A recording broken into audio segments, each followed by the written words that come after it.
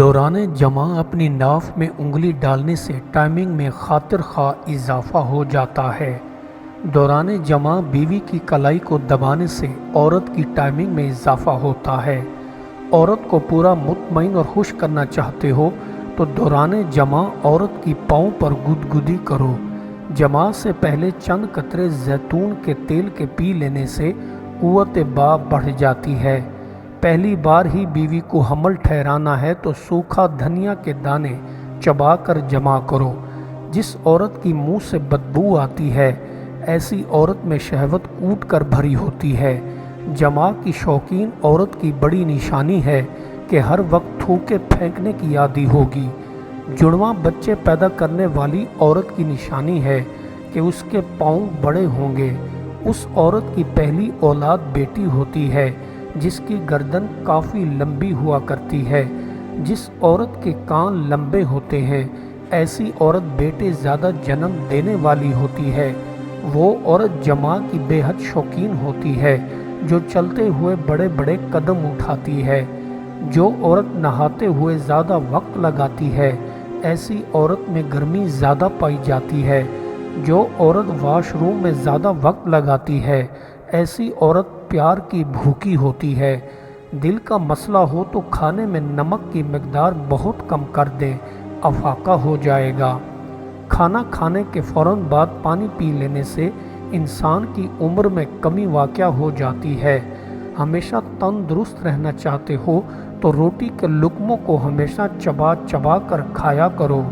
معدے میں گرمی ہوتی ہے تو سونے سے پہلے تھوڑی دہی کھا لیا کرو، افاقہ ہوگا۔ سوتے وقت زیادہ بے چینی رہتی ہے تو تھوڑے سونف کھا کر سویا کرو، افاقہ ہوگا۔ رات کے وقت گنے کا رس پینے سے انسان کی شوگر کبھی بھی لو یا پھر ہائی نہیں ہوتی ہے۔ دوران جمع دودھ پینے سے انسان کی ہڈیاں پتھر جیسی مضبوط بن جاتی ہیں۔ نہاتے وقت کان میں پانی چلا جائے تو الٹے قدم چلنا شروع کر دو، پانی نکل جائے گا۔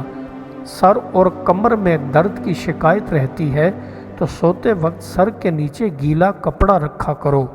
کنگھا دے کر رات کو سونے سے انسان کے بال کبھی بھی جھڑتے نہیں ہیں۔ رات کے وقت پاؤں کے ناخن کاٹنے سے انسان کے رزق میں اضافہ ہو جاتا ہے۔ جب کمینے بندے کا مرتبہ بڑھ جاتا ہے تو باقی لوگ اس کی نظر میں حقیر معلوم ہوتے ہیں، اور شریف کی حالت اس کے برعکس ہے کہ جب وہ قدر و عزت و بلندی حاصل کرتا ہے اسی قدر لوگوں کو عزت کی نگاہ سے دیکھتا ہے۔ بے شک خلق اللہ کی حاجت روائی جو تم سے وابستہ ہے یہ اللہ تعالیٰ کی ایک بڑی نعمت ہے، اس کو غنیمت جانو اور اس سے کبھی نہ اکتاؤ ورنہ یہ نعمت تم پر موجب عذاب ہوگی۔ دولت، حکومت اور مصیبت میں انسان کی عقل کا امتحان ہوتا ہے۔ آدمی اگر عاجز ہو اور نیک کام کرتا رہے تو اس سے اچھا ہے کہ قوت رکھے اور برے نہ چھوڑنے پر آمادہ نہ ہو۔ مبارک ہیں وہ جو دل کے غریب ہیں کیونکہ وہ بہشت کے حقدار ہوں گے۔ مبارک ہیں وہ جو دل کے غمگین ہیں کیونکہ وہ تسلی پائیں گے۔ مبارک ہیں وہ جو رحم دل ہیں کیونکہ ان پر رحم کیا جائے گا۔ مبارک ہیں جو راست بازی کے سبب ستائے گئے ہیں کیونکہ آسمان کی بادشاہت انہیں کی ہے۔ جن لوگوں نے ان نبیوں کو بھی جو تم سے پہلے تھے اسی طرح ستایا تھا۔ اپنی زبان کو نرم کلام اور سلام کہنے کی عادت ڈال اور ان باتوں کی طرف کان نہ رکھ جن کے سننے سے تیری اصلاح اور درستی میں ترقی نہ ہو، کیونکہ یہ عمل دلوں کو زنگ آلود کرتا ہے اور مذمت کا موجب بنتا ہے۔ اگر تم اپنے محبت رکھنے والے سے محبت رکھو تو تمہارے لیے کیا اجر ہے؟ کیا محصول لینے والے بھی ایسا نہیں کرتے؟ اور اگر تم فقط اپنے بھائیوں ہی سے سلام کرو تو کیا زیادہ کر دو؟ کیا غیر قوموں کے لوگ بھی ایسا ہی نہیں کرتے؟ ہمیں چاہیے کہ تم کامل خلیق نہ بنو۔ وہ جو اپنے دشمن کو زیر کرنا چاہتا ہے اس کا مزاج اس کے مضبوط قلعے اور کمین گاہ کی نشاندہی کر سکتا ہے، اور اس کے قلعے کے ان درازوں کی نشاندہی بھی کر سکتا ہے۔ جن کا دفاع کمزور نیت کا حامل ہو اور جن سے بخوبی اندر داخل ہو سکتا ہو۔ ارادے میں اگر یقین اور بھروسے کی روشنیاں بھر دی جائیں تو ارادے پر عمل ہو جاتا ہے۔ جس نے اپنے نفس کی بے جا خواہشات کو سر پر چڑھایا وہ ہلاک ہوا۔ اکثر لوگ نقصان اور خسارے میں ہیں، ہاں جن کو اللہ تعالیٰ محفوظ رکھے وہ سلامت ہیں۔ حالت یہ ہے کہ جو سائل ہیں وہ مانگنے میں دقت کرتے اور جواب دینے والے تکلف سے جواب دیتے ہیں۔ جس بندے پر نفسانی خواہشات غالب ہوں وہ ہدایت کو کیوں کر پا سکتا ہے، اور جس بندے کے دل میں دنیا کی محبت بھری ہے وہ اللہ تعالیٰ کی محبت کا دعویٰ کس طرح کر سکتا ہے بھلا؟ ہر شخص علم رکھتا ہے، اس پر عمل نہیں کرتا، وہ اس بیمار کی مانند ہے جس کے پاس دوا ہے اور وہ اسے استعمال نہیں کرتا۔ یاد رکھو، گناہوں کی نحوست اللہ تعالیٰ کی علم میں ہوتی ہے، مگر اکثر لوگ نہیں جانتے اور وہ گناہوں میں بڑھے چلے جاتے ہیں۔ پیار کرنے سے محبت مضبوط ہوتی، نعمت خرچ کرنے سے ہمیشہ قائم رہتی، اور سخت تکالیف برداشت کرنے سے بڑے درجے ملتے اور دائمی راحت حاصل ہوتی ہے۔ دوسروں کے سینے سے شر اس طرح دور کر کہ پہلے اپنے سینہ کی اچھی طرح صفائی کر لے۔ جو بندہ اللہ تعالیٰ کے احکام کے خلاف کرتا ہے وہ شکست کے سوا کچھ نہیں پاتا۔ اللہ تعالیٰ ان چیزوں سے کینہ رکھتا ہے: اونچی آنکھیں، جھوٹی زبان، وہ ہاتھ جو بے گناہوں کو آزار پہنچائیں، وہ دل جو برے منصوبے بتائے، اور وہ پاؤں جو جلدی سے برائی کے لیے دوڑے، وہ گواہ جو جھوٹ بولے، اور وہ شخص جو بھائیوں کے درمیان جھگڑا برپا کرے۔ آزادی وہی گراں قدر ہے جس کے تحت دوسروں کی آزادی کا بھی خیال رکھا جائے اور قانون کے دائرے کے اندر رہتے ہوئے اس سے لطف اندوز ہوا جائے، کیونکہ اس عمل کی عدم موجودگی میں آزادی برقرار نہیں رہ سکتی۔ جب انسان دولت کھو دے تو کچھ نہیں کھوتا، اگر حوصلہ کھو دے تو بہت کچھ کھو جاتا ہے، آبرو چلی جائے تو قریب قریب سب کچھ کھو جاتا ہے، لیکن اگر روح مر جائے تو کچھ بھی باقی نہیں رہتا بلکہ سب کچھ مٹ جاتا ہے۔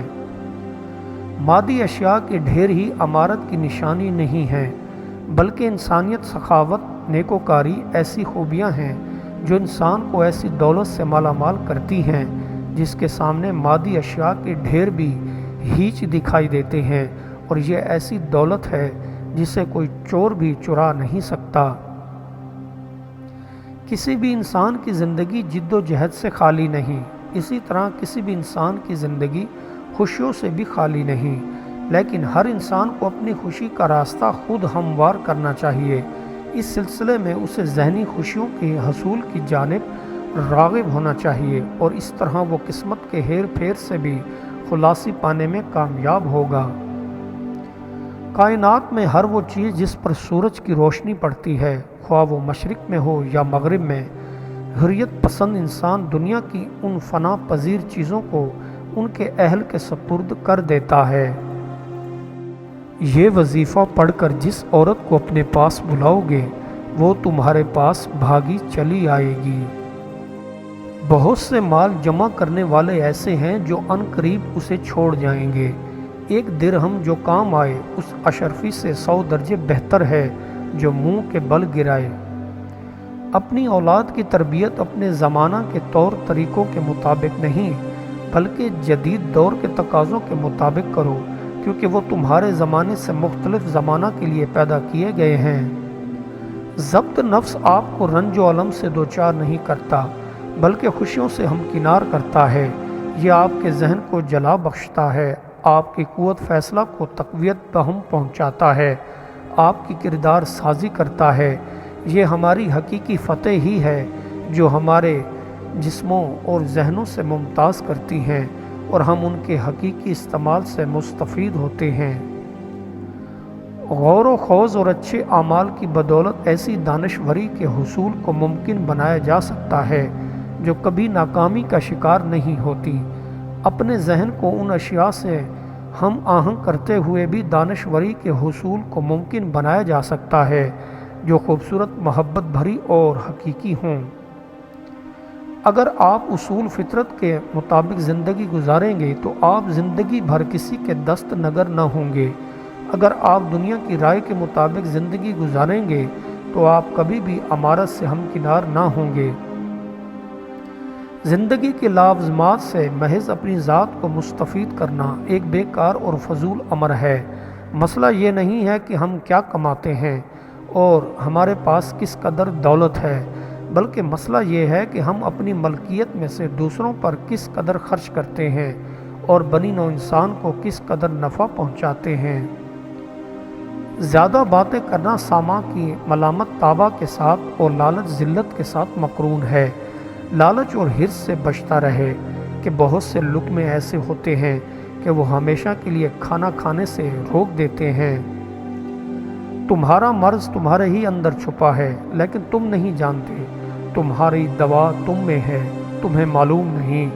تم خود کو ایک عام سا جانور سمجھتے ہو حالانکہ تمہارے اندر تو ایک پورا جہان ہے۔ اللہ کے ساتھ کیے گئے کسی معاملے میں خسارہ نہیں، پھر وہ صدقہ ہو یا خیرات، تجارت ہو یا محبت، راز و نیاز ہو یا دعا۔ لیکن انسان کو یہ بات جلدی سے کہاں سمجھ میں آتی ہے۔ خاموشی ایک ایسا طاقتور ہتھیار ہے جس کا استعمال ہم میں سے محض چند خواتین و حضرات ہی جانتے ہیں۔ خاموشی نیند کی مانند ہے، جس طرح نیند آپ کو تر و تازہ کرتی ہے، بالکل اسی طرح خاموشی آپ کی دانش مندی کو تر و تازہ کرتی ہے۔